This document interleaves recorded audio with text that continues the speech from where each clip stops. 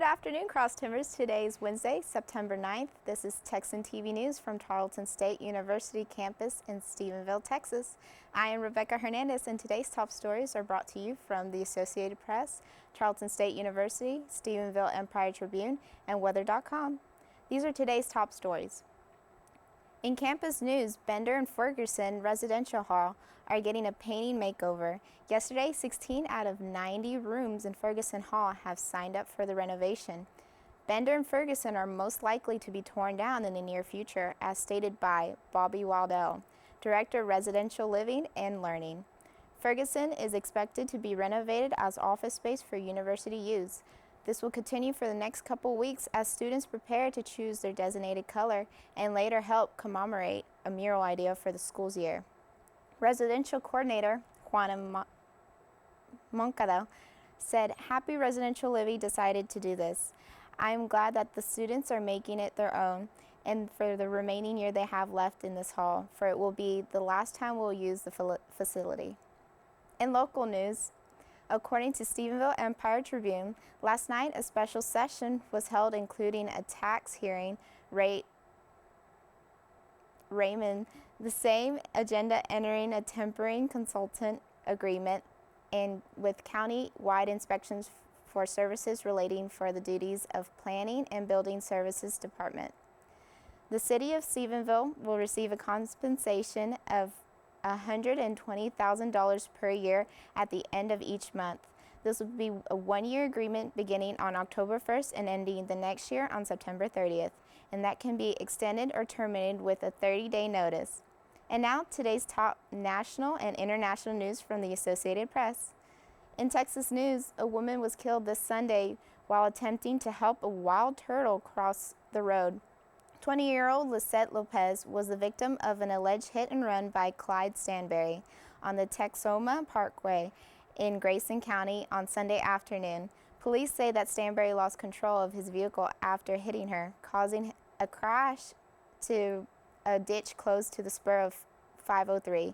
He was reported to be wielding a machete while exiting his vehicle, as well as heading for a nearby apartment complex. He is currently being held in the Grayson County Jail with a $150,000 bond. So far, he is being charged with intoxicated manslaughter, aggravated robbery, kidnapping for attempt at hijacking a vehicle, aggravated assault with a deadly weapon, manslaughter, and accident causing injury or death.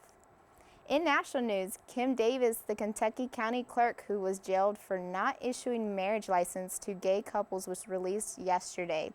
Davis spent 5 days behind bars and was welcomed by supporters waving white crosses while released. Her lawyer refused to say if she would defy the courts again. She was released after the federal judge lifted the contempt ruling against her, saying that he was satisfied that her duties were fulfilling their obligation to grant gay marriage license. Davis has refused to resign as county clerk. She was also welcomed by Republican presidential candidate Mike Huckabee and Natalie Ferguson. In international news, aid and supplies are being offered from volunteers and residential leaders to asylum seekers across Europe as they flee from war. And here's the AP video.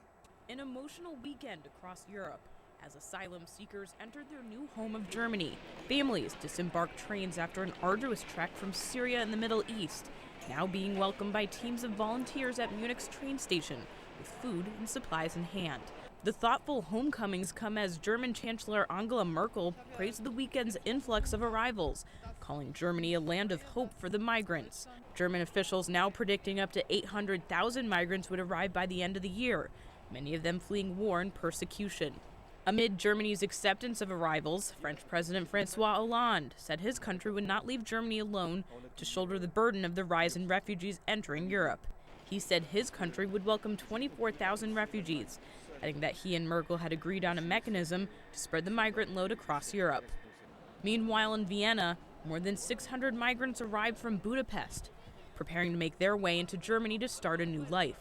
Many echoing this Syrian refugee, saying that they had no plans on where to go next, but the goal is to live in peace. While activity remains quiet along the Austrian border, Red Cross tents are stocked full of food and shelter for those making the trek by foot. Red Cross officials say they are prepared for the unexpected stream of refugees from Hungary looking to make the next leg of the long-fought journey. Emily Roseman, Associated Press. For today's weather forecast, there will be a scattered thunderstorms with a high of 87 degrees and a low of 69 degrees, with a 16% chance of rain on Thursday. It will be partly cloudy with a high of 90 degrees and a low of 69 degrees. The rest of the week will be partly cloudy. This has been a production of Texan TV News, a product of Texan News Service from the Tarleton State University campus in Stephenville, Texas. Tune in to Northland Cable Channel 9 on weekdays at 12:30 for each day's top stories. You can follow the Texan News Service on Facebook and Twitter. Check out our website at www.texannews.net for all your latest and local, state, national, and international news, as well as all your entertainment and sports updates, and the live stream of Texan News Today. Today's broadcast was produced by Alejandra Aguin, Katie Token, Jack Cochran, Justin Pack, Bethany Kyle, and Quinincia Frazier.